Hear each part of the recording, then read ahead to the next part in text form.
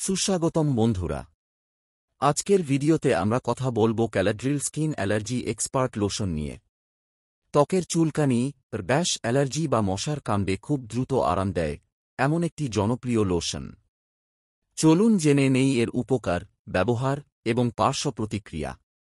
ক্যালাড্রিল lotion কি?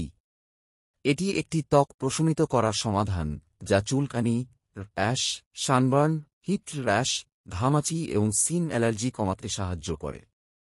ত্বকে ঠান্ডা অনুভূতি দেয় এবং ইনফ্লামেশন কমায়। কোন কোন সমস্যায় ব্যবহার করা হয়?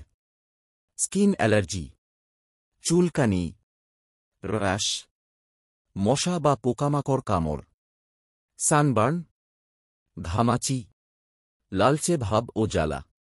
ব্যবহার পদ্ধতি: ১. আক্রান্ত স্থান পরিষ্কার করে শুকিয়ে নিন। ২. পাতলা করে ক্যালাড্রিল লোশন লাগান। ৩. দিনে ২-৩ বার ব্যবহার করতে পারেন। ৪. চোখ, মুখ বা ওপেন কাটে লাগাবেন না।